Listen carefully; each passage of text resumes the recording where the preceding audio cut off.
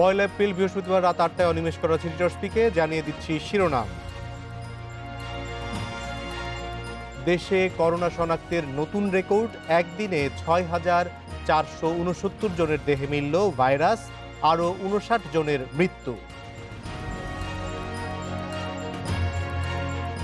এবার লঞ্চেও অর্ধেক যাত্রী পরিবহনের শর্তে শতকরা ৬০ ভাড়া বাড়ল, আজ থেকেই কার্যকর। নন্দীগ্রামে ভোটে অনিয়ম খতিয়ে দেখতে গিয়ে ২ ঘন্টা কেন্দ্রে আটকা মমতা, শুভেন্দুর গাড়িতে হামলা, তৃণমূলকে দুষছে বিজেপি।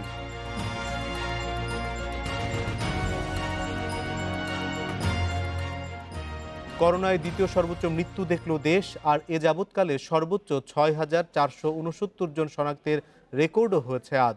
গত দুদিনে শনাক্তের সংখ্যা ফেব্রুয়ারিতে মোট শনাক্তের চেয়েও বেশি। ফেব্রুয়ারির তুলনায় মার্চে মৃত্যু ও শনাক্ত বেড়ে ৩ গুণ। এ নিয়ে কথা বলতে ধানমন্ডি থেকে আমাদের সঙ্গে যোগ দেবেন বঙ্গবন্ধু শেখ মুজিব মেডিকেল বিশ্ববিদ্যালয়ের উপাচার্য অধ্যাপক ডাক্তার শরফুদ্দিন আহমেদ, এবং চট্টগ্রাম থেকে আমাদের সঙ্গে এই মুহূর্তে যোগ দিয়েছেন চট্টগ্রাম সিটি কর্পোরেশনের কোভিড আইসোলেশন সেন্টারের সাবেক পরিচালক ডাক্তার সুশান্ত বড়ুয়া। ডাক্তার সুশান্ত বড়ুয়া, আপনাকে স্বাগত জানাচ্ছি। আমরা দেখতে পাচ্ছি যে করোনা পরিস্থিতি একটি ভয়াবহ দিকে যাচ্ছে এবং প্রধানমন্ত্রী শেখ হাসিনা তিনিও আজকে বলেছেন যে আবার হয়তো আগের মতো কড়াকড়ি নিষেধাজ্ঞা জারি হতে পারে বিভিন্ন কিছুতে। করোনা সংক্রমণ যে গতিতে বাড়ছে, এটিকে আপনি কিভাবে দেখছেন এবং এই বাড়ার কারণ কি? প্রথমত, সত্যিকার অর্থেই আমরা যে এতদিন যে সেকেন্ড ওয়েভের কথা বলছিলাম, সত্যিকার অর্থে কিন্তু এবার আমরা সেকেন্ড ওয়েভে প্রবেশ করলাম। তো কাজেই আমাদের যে অভিজ্ঞতা, দেশে বিদেশে সেকেন্ড ওয়েভ যখন এসছে, তখন আমরা দেখেছি প্রথম ওয়েভের তুলনায় সেকেন্ড ওয়েভে কিন্তু পরিস্থিতি খুব নাজুক হয়েছে।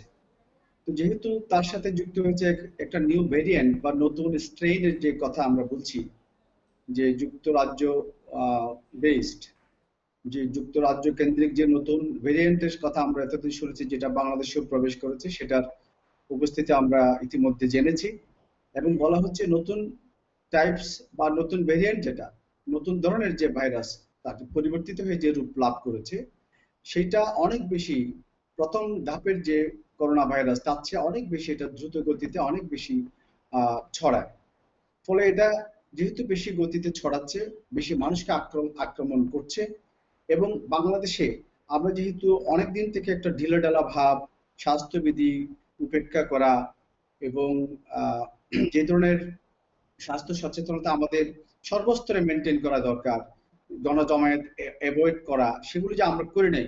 বিভিন্ন অনুষ্ঠান পার্বণ, বাঙালি এমনিতেই অনুষ্ঠান পাগল, ফলে এই সবকিছু মিলিয়ে বাংলাদেশের পরিস্থিতি এই নাজুক পরিস্থিতি হয়েছে বলে আমি মনে করি। সুশান্ত বড়ুয়া, আরেকটি বিষয় একটু জানতে চাই যে আপনি বলছিলেন যে যুক্তরাজ্যে যে ভ্যারিয়েন্টটি, সেই ভ্যারিয়েন্টের একটি সংক্রমণ বাংলাদেশে হয়েছে। আমরা দেখতে পেলাম যে আজকে একটি সার্কুলার জারি হয়েছে যেখানে যুক্তরাজ্য বাদে ইউরোপের প্রায় সব দেশ থেকেই বাংলাদেশের ফ্লাইট বন্ধ করা হয়েছে। এছাড়াও আরও ১২টি দেশের সঙ্গে ফ্লাইট বন্ধ করা হয়েছে।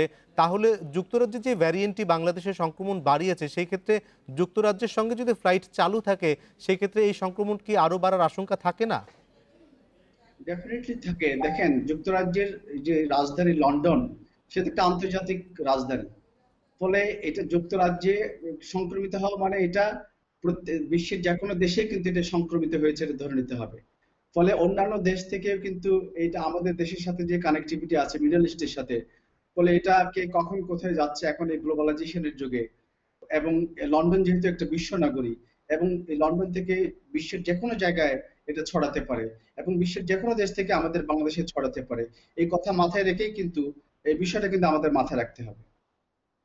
আরেকটি বিষয় জানতে চাই যে এবার আমরা দেখতে পাচ্ছি যে যারা আক্রান্ত হচ্ছেন তাদের মধ্যে মৃত্যুর সংখ্যাও অনেক বেশি দেখতে পাচ্ছি, এবং তরুণ প্রজন্মের দেরকে অনেক বেশি আক্রান্ত হতে দেখছি। এবং দেখতে পাচ্ছি যে গতবারের সময় আমরা দেখতে পেয়েছি যারা আক্রান্ত হয়েছেন তাদের অনেকের মধ্যেই বাসায় থেকেই চিকিৎসা নিয়ে তারা সুস্থ হয়ে গেছেন, কিন্তু এবার হাসপাতাল লাগছে বেশি। সেই ক্ষেত্রে আমাদের হাসপাতালের শয্যা সংখ্যা যথেষ্ট পরিমাণে নেই, যেই কথা আজকে স্বাস্থ্যমন্ত্রীও স্বীকার করেছেন। তাহলে এই এক বছরে আমরা কতখানি উন্নতি করলাম? প্রধানমন্ত্রী যেখানে প্রত্যেকটি জেলা শহরে আইসিইউ বেডের কথা বলেছিলেন, নিশ্চিত করবার কথা বলেছিলেন, প্রত্যেকটি জেলা শহরেও সেটি হয়নি।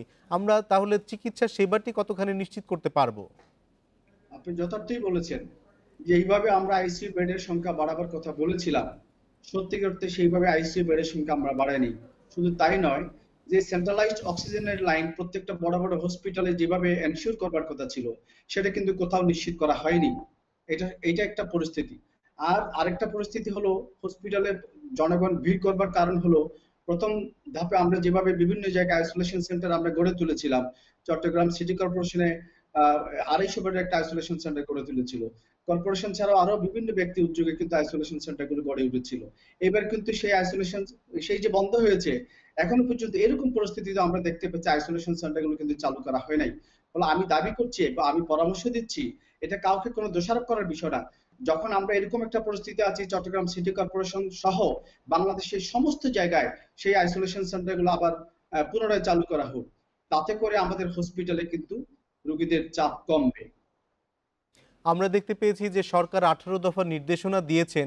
এই 18 দফা নির্দেশনার মধ্যে আমরা কিন্তু অনেক কিছু বুঝতে পারিনি। যেমন জনসমাগম শিথিল করার কথা বলা হয়েছে। শিথিল মানে কতজন অথবা কতজন একসাথে থাকতে পারবে, সেই সব বিষয় সম্পর্কে সুনির্দিষ্ট অনেক কিছুই বলা হয়নি। 18 দফা সম্পর্কে আপনার মূল্যায়ন কি? দেখুন, এই 18 দফা আমার মূল্যায়ন একটু, আমি যতদূর জানি 100 জনের চেয়ে বেশি, মানে 100 জনের চেয়ে বেশি সমাবেশ না করতে বলেছে। কিন্তু বাস্তবে আমরা দেখতে পাচ্ছি গণপরিবহন এবং বিভিন্ন সভা সমাবেশ, সেগুলি কোথাও কিন্তু সেরকম মেনটেন হয়নি। আপনি 100 জন বলুন আর 500 জন বলুন সমাবেশ, ওখানে যদি ফিজিক্যাল ডিস্টেন্স মেনটেন না হয়, অর্থাৎ শারীরিক দূরত্ব মেনটেন করবার যে শর্ত এবং প্রত্যেকে মাস্ক পরিধান করবার শর্ত, এটা যদি পালন করা না হয়, আপনি সেটা 50 জনের সমাবেশ হোক, 100 জনের সমাবেশ হোক, কোনো কাজ দেবে না যদি আমরা বারে বারে হাত ধোয়া, মুখে প্রত্যেকে মাস্ক পরিধান করা, সেটা যদি মেনটেন না করি। অর্থাৎ আমরা দেখতে পাচ্ছি যে স্বাস্থ্যমন্ত্রী যেটি বলছেন যে শয্যা সংখ্যা যথেষ্ট হবে না যদি নিয়ন্ত্রণ করা না যায়। প্রধানমন্ত্রী শেখ হাসিনাও বলেছেন যে সবাইকেই এই নিয়মগুলি মানতে হবে এবং সবার সহযোগিতা চেয়েছেন তিনি। এই ক্ষেত্রে আমাদের নিয়ম মানা ছাড়া আর কিছু করা নেই। সাধারণ যারা মানুষ আছে তাদের এই রোগ প্রতিরোধে আপনার পরামর্শ কি থাকবে? প্রথম কথা হলো, যেহেতু এটা আপনি দেখেছেন যে যতই সংক্রমিত হোক না কেন, বেশিরভাগ সংখ্যক মানুষ তো আসলে আমরা রক্ষা পাচ্ছি, অর্থাৎ মৃত্যুর হার এখনো 2% এর নিচে, ফ্যাটালিটি রেট।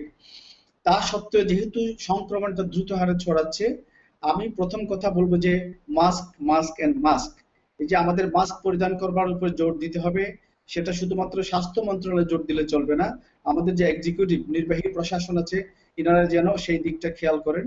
সেই মানে মোবাইল কোর্ট পরিচালনা করতে হবে, জনগণকে সচেতন করবার জন্য যত রকমের মাধ্যম আছে, জরিমানা থেকে শুরু করে সমস্ত পদক্ষেপ নিতে হবে। এবং গণপরিবহনের যে স্টেশন গুলো আছে, ওখানে কিন্তু মোবাইল কোর্ট সার্বক্ষণিক মনিটরিং করতে হবে। এবং সেই সাথে পলিটিক্যাল বা রাজনৈতিক জনপ্রতিনিধি যারা আছেন, বিশেষ করে মেট্রোপলিটন এলাকাগুলোতে, সিটি কর্পোরেশন এলাকাগুলোতে কাউন্সিলর যারা আছেন, মেয়র যারা আছেন, প্রত্যেককে ইনভলভ করে এখানে কিন্তু একটা বড় ধরনের একটা নাগরিক এবং রাজনৈতিক এবং স্বাস্থ্য প্রশাসনকে যুক্ত করে একটা বড় ধরনের একটা জাতীয় উদ্যোগ নিতে হবে। একটা দুর্যোগকে আমরা যেভাবে মোকাবেলা করি, এবং দুর্যোগ মোকাবেলা কমিটিতে যেরকম করে জনগণ, মানে জনপ্রতিনিধি থেকে শুরু করে, এবং অবশ্যই এটা হইতে হবে মেডিকেল সায়েন্টিস্ট যারা আছে, ডক্টর যারা আছে, স্বাস্থ্য বিভাগের যথাযথ পাবলিক হেলথ এক্সপার্ট যারা আছে, তাদেরকে প্রধান করে তাদের নেতৃত্বেই কিন্তু জনপ্রতিনিধি থেকে শুরু করে অন্যান্য প্রশাসনকে এখানে ন্যস্ত করতে হবে।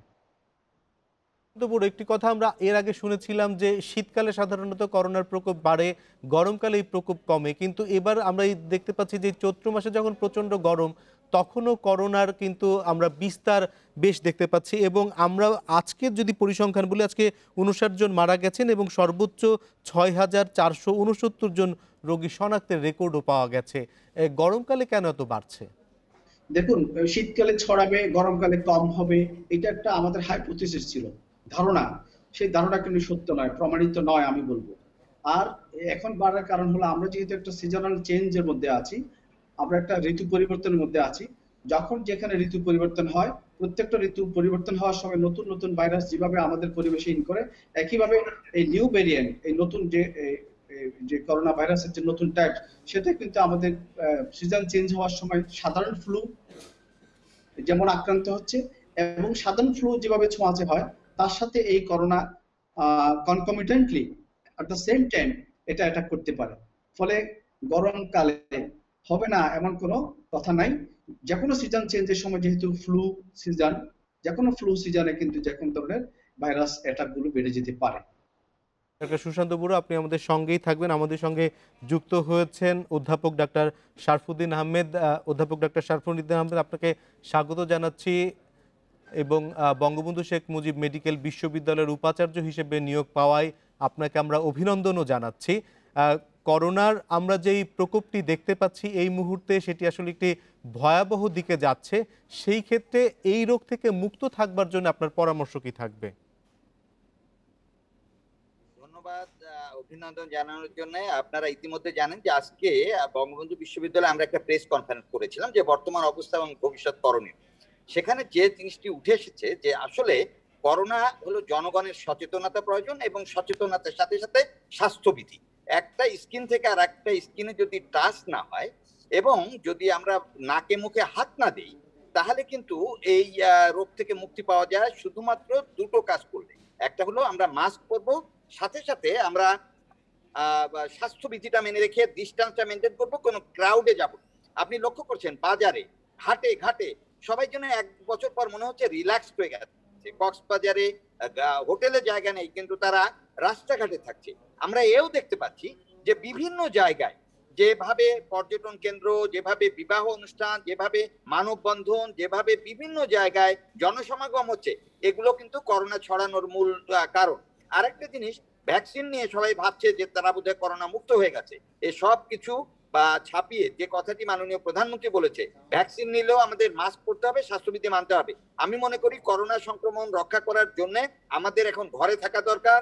অফিসও আমরা এখন অর্ধেক করতে পারি এবং রোস্টার ডিউটি করা যেতে পারে বিভিন্ন জায়গায়। তবে হাসপাতালে ডাক্তারদেরকে প্রোটেকশন নিয়ে রোগী দেখতে হবে এবং রোগীদেরকে চিকিৎসার ক্ষেত্রে কোভিড নন কোভিড সব রোগীদেরকেই চিকিৎসা করতে হবে উইথ প্রোটেকশন।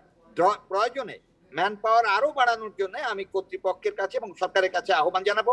করোনা প্রতিরোধ করা ছাড়া, করোনা যারা একবার আক্রান্ত হয় তারা জানে যে বছরের পর বছর প্রায় 6 মাস 9 মাস তাদেরকে ভুগতে হয় জয়েন্ট পেইন, তারা ভুলে যায় সবকিছু, তাদের হার্টে সমস্যা হচ্ছে, তাদের লিভারে হচ্ছে। সুতরাং করোনাকে ভয় না পেলে, করোনার জন্য সচেতন না হলে করোনা থেকে মুক্তি পাওয়ার কোনো সম্ভাবনা নাই। এখানে কোনো মনে রাখবেন যে temperature is not the main factor. আমাদের এখন গরমকাল কেন হবে, শীতকালে বাড়ে, এসব কিছু না। যেসব দেশে আমরা লক্ষ্য করেছি যে ক্লিন ইয়ার, অর্থাৎ বাতাসটা যেখানে পরিষ্কার, যেখানে শীত বেশি, সেখানে হয়েছিল। কিন্তু করোনার বিভিন্ন ভেরিয়েন্ট এসছে। আপনারা জানেন যে ইউকে ভেরিয়েন্ট, ব্রাজিলিয়ান ভেরিয়েন্ট এবং আফ্রিকান ভেরিয়েন্ট। বর্তমানে বাংলাদেশেও নিউ একটা ভেরিয়েন্ট হয়েছে কিনা, যেটা বারবার মিউটেশন হয়ে এমন পর্যায়ে এসেছে যে এটা প্রতিরোধ করার জন্য শুধুমাত্র স্বাস্থ্যবিধি এবং মাস্ক ছাড়া চিকিৎসা বা অন্য কোনো কিছু নেই। অধ্যাপক ডক্টর শারফুদ্দিন আহমেদ, আপনার সঙ্গে আমরা আবারও আসবো এই প্রসঙ্গেই। আমরা একটু বিরতিতে যাব। ডাক্তার সুশান্ত বড়ুয়া, আপনি আমাদের সঙ্গে থাকবেন। আমরা একটু বিরতি থেকে ফিরে এসে আবার যুক্ত হব।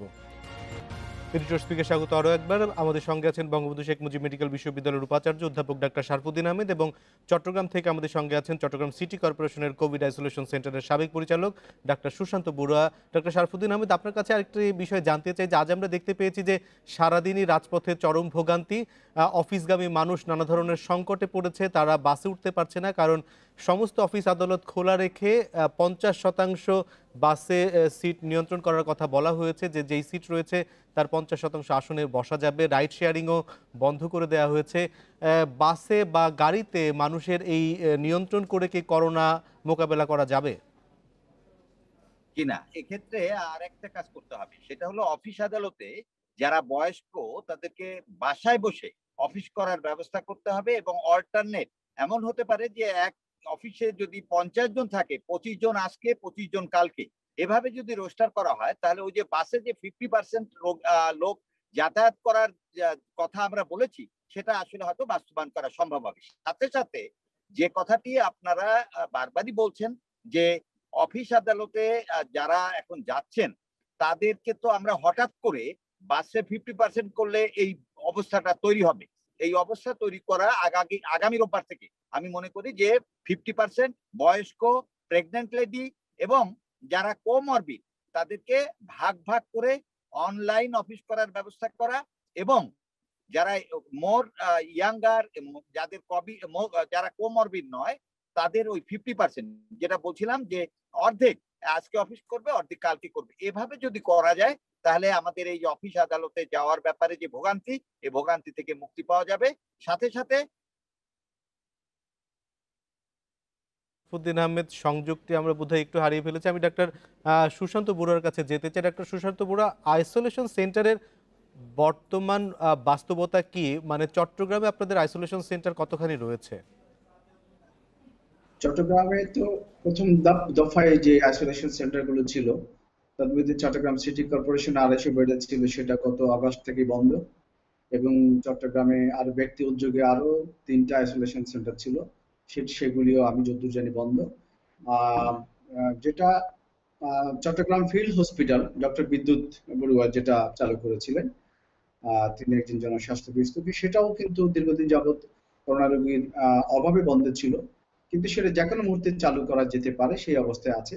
কিন্তু বাকিগুলো যেগুলি ব্যক্তি উদ্যোগে শুরু করেছিল, সেগুলি যাতে আবার সেই যথাস্থানে আগের পূর্ব অভিজ্ঞতাকে কাজে লাগিয়ে শুরু করা যায়, সেই কথাটা আমি আজকেও একটা জায়গায় আরেকটা চ্যানেলে আমি বলেছি।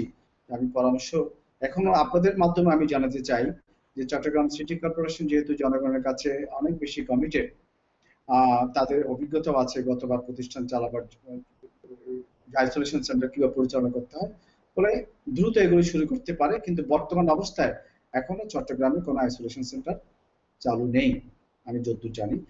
আর যেটা আছে বিদ্যানন্দের যে বিষয়টা ছিল, বিদ্যানন্দদের কিছু অ্যাক্টিভিটি আছে, কিন্তু এখনো পর্যন্ত সেটা উল্লেখযোগ্য বলে আমি মনে করি না। সুশান্ত বড়ুয়া, আপনাকে ধন্যবাদ। ডাক্তার সারফুদ্দিন আহমেদ, আপনার সংযোগটি একটু বিচ্ছিন্ন হয়ে গিয়েছিল, আমরা আবার আপনাকে পেয়েছি। যেই কথাটি আমরা ডাক্তার সুশান্তর কাছ থেকে জানতে পারলাম যে চট্টগ্রাম আইসোলেশন সেন্টার এখন সেরকমভাবে নেই। আমাদের ঢাকার বাস্তবতাও প্রায় একই রকম, এবং একই সাথে করোনা নিয়ে আমাদের নিজেদের মধ্যে ভয় অনেক কমে গেছে। করোনার রোগীর সঙ্গে সংস্পর্শে আমরা খুব হরহামেশাই আসছি, কতখানি সামাজিক দূরত্ব মানার বালায়ও আমাদের মধ্যে কমে গেছে। সেই ক্ষেত্রে এখন নতুন করে কি গাইডলাইন আপনার কাছ থেকে জানতে চাই? যে আমরা মনে করি যে এখন করোনা এক বাড়িতে আছে, আগে সেই এক বাড়ির একটা করোনা রোগীর কাছে আমরা অন্য ভালো রোগীদের আসতে নিষেধ করতাম, তাদের একটা আইসোলেটেড রুমে থাকতে বলতাম। এখন কিন্তু সেই বিষয়টি অন্য রোগীরা মেনটেন করছে না, উনি আবার করোনা রোগী দেখতে আসছেন, আবার অন্য ভালো রোগীর কাছে যাচ্ছেন। এই যে বিষয়গুলো, এটা কিন্তু অসচেতনতার জন্য হচ্ছে। সেই ক্ষেত্রে যেন কোনো করোনা রোগীর সংস্পর্শে এসে অথবা নিজেও জ্বর সর্দি কাশি হলে অন্য ভালো রোগীর কাছে আমরা যাব না, এই বিষয়টি যদি আমরা মেনটেন না করি, তাহলে একের পর এক কিন্তু এভাবে বাড়বে। আজকে যেমন 59 জনের মৃত্যু এবং 6,500 আক্রান্ত, এটা যে আগামীকাল আরো বাড়বে না সে কথা কেউ বলতে পারে না, যেহেতু আমরা অসচেতন, আমরা মাস্ক করছি না, এবং আমরা করোনা রোগীর যিনি তার কাছ থেকে আইসোলেটেড হচ্ছে না, নিজে আক্রান্ত হলে আইসোলেটেড হচ্ছে না, এই বিষয়গুলো সচেতনতার সাথে দেখা দরকার। এখন আইন মানতে হবে এবং মানাতে হবে। আমি আইন মানবো, কিন্তু সাথে মানানোর ব্যাপারে আমি দুটো জিনিস বলি। একটা হলো মানানোর ব্যাপারে আইনগত ব্যবস্থার সাথে সাথে আমরা যদি যারা গরিব, যারা মাস্ক কিনতে পারে না বা একটা মাস্কের জন্য তার সমস্যা হয়, 7 দিন ব্যবহার করে, এদেরকে আমরা জনপ্রতিনিধি, নির্বাচিত প্রতিনিধি, রাজনৈতিক দল, ভলেন্টিয়ার, তারা যদি মোড়ে মোড়ে দাঁড়িয়ে তাদেরকে আমরা বিনামূল্যে এতে সরবরাহ করি, এবং আমরা যদি প্রয়োজনে 1-2 ঘন্টা কোথাও আটকে রাখি, তাহলেই আমার মনে হয় যে এই বিষয়গুলো আমাদের আমরা করোনা থেকে মুক্ত হতে পারবো। তবে করোনা মুক্তিটা কিন্তু নিজের উপরে নির্ভর করে, সচেতনতার উপরে নির্ভর করে, সেদিকটি আমরা খেয়াল রাখার জন্য সবাইকে আহ্বান জানাবো। আর একটা বিষয় যদি আমরা বলি যে এই এখন কিন্তু কোনো হাসপাতালে বেড পাওয়া যাচ্ছে না, আইসিইউ পাওয়া যাচ্ছে না, আবার প্রাইভেটলি ভর্তি হলে অনেক টাকা খরচ হচ্ছে। আমি মানবিক দিক বিবেচনা করে যে সমস্ত জায়গায় বেশি খরচ হচ্ছে তাদেরকে বলবো যে সীমিত আকারে রোগীদের চিকিৎসার ব্যাপারে সবার এখন এগিয়ে আসা উচিত, এবং যাদের যে কটা বেড ছিল, যে কটা আইসিইউ ছিল, আরো বৃদ্ধি করা যায় কিনা সক্ষমতা বৃদ্ধির জন্য সকলে সচেষ্ট হলে আমরা করোনা রোগীদের জীবন বাঁচাতে সক্ষম হব। ডাক্তার শরফুদ্দিন আহমেদ এবং ডাক্তার সুশান্ত বড়ুয়া, আপনাদের দুজনকে অনেক ধন্যবাদ আমাদের সঙ্গে যুক্ত হবার জন্য। বাসের পর এবার লঞ্চেও অর্ধেক যাত্রী বহনের শর্তে 60% ভাড়া বাড়ল। আজ থেকেই কার্যকর হবে নতুন ভাড়া, তবে কেবিনের ক্ষেত্রে আগের ভাড়াই কার্যকর থাকবে। দুপুরে সচিবালয়ে সংবাদ সম্মেলনে কথা জানান নৌ পরিবহন প্রতিমন্ত্রী খালিদ মাহমুদ চৌধুরী। তিনি বলেন, করোনা ভাইরাস মোকাবিলায় লঞ্চ মালিক সহ সংশ্লিষ্ট সব পক্ষের সঙ্গে আলোচনা করে এই সিদ্ধান্ত নেওয়া হয়েছে। বিআইডব্লিউটিএ নতুন ভাড়ার তালিকা সরবরাহ করবে বলেও জানান নৌ প্রতিমন্ত্রী। এ সময় তিনি লঞ্চে হ্যান্ড স্যানিটাইজার রাখার জন্য লঞ্চ মালিকদের প্রতি আহ্বান জানান। এসব বিষয়ে জেলা ও উপজেলা পর্যায়ে মনিটরিং করা হবে বলেও জানান নৌ পরিবহন প্রতিমন্ত্রী।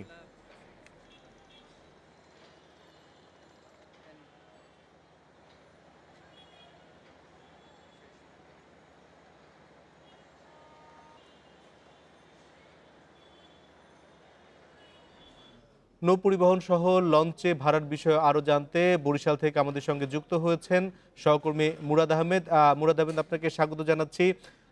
লঞ্চে ভাড়া তো বোধহয় এরই মধ্যে বেড়ে গেছে, কিন্তু সামাজিক দূরত্ব কি বেড়েছে?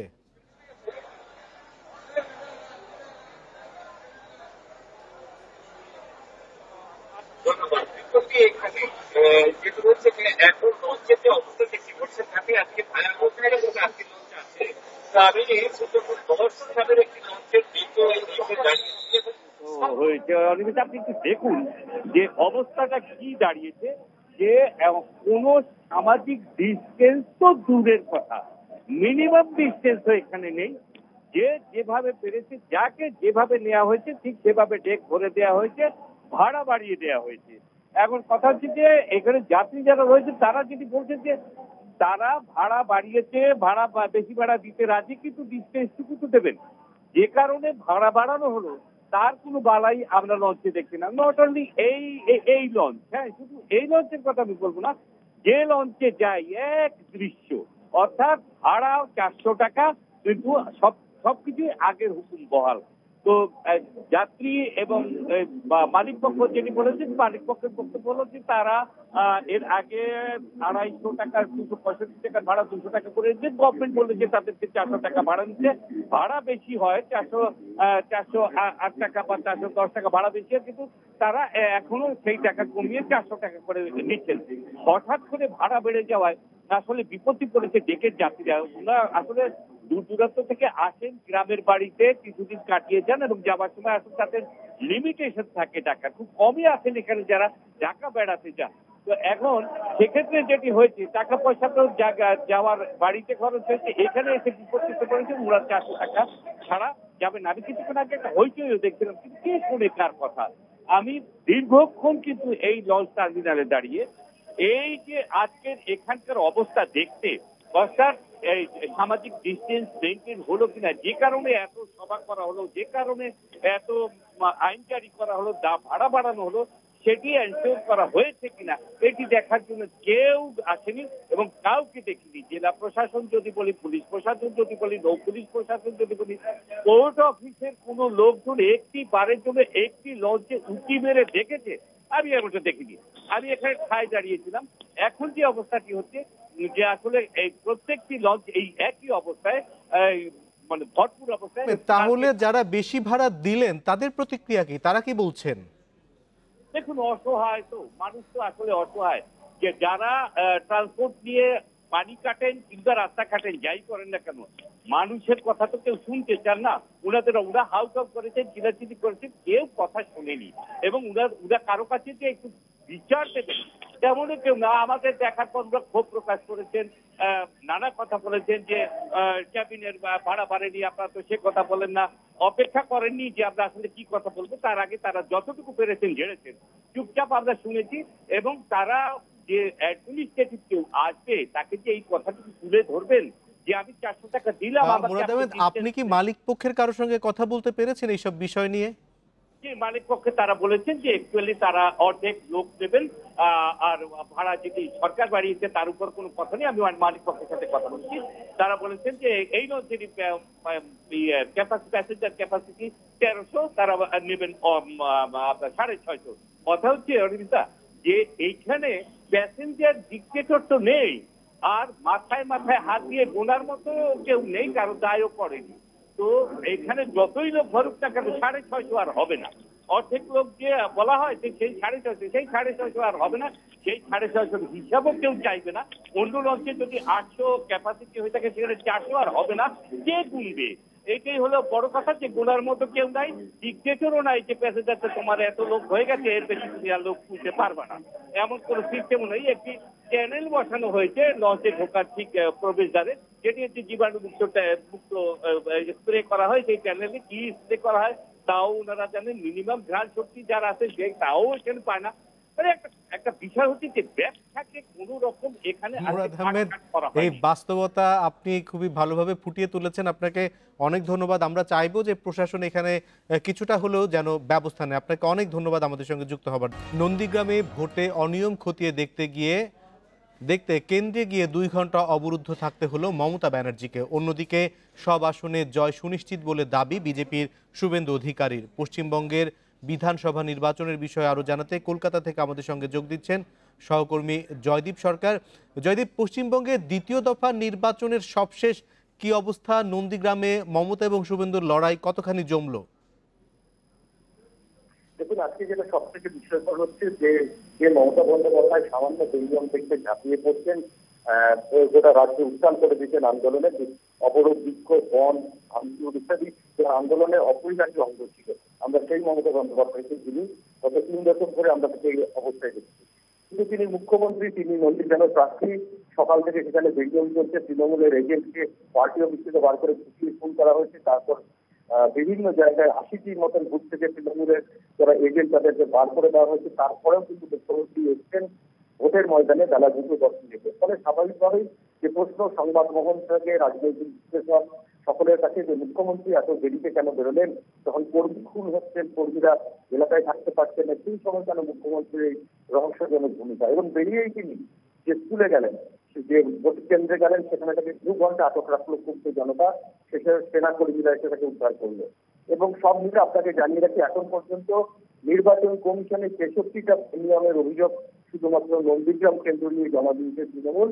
তবে এরপরেও কিছুক্ষণ আগে তৃণমূল কংগ্রেসের যিনি মুখপাত্র রাজ্যের, তিনি জানালেন যে নন্দীগ্রামে তারাই দিচ্ছেন এবং জয়ের ব্যবধান হবে 65,000।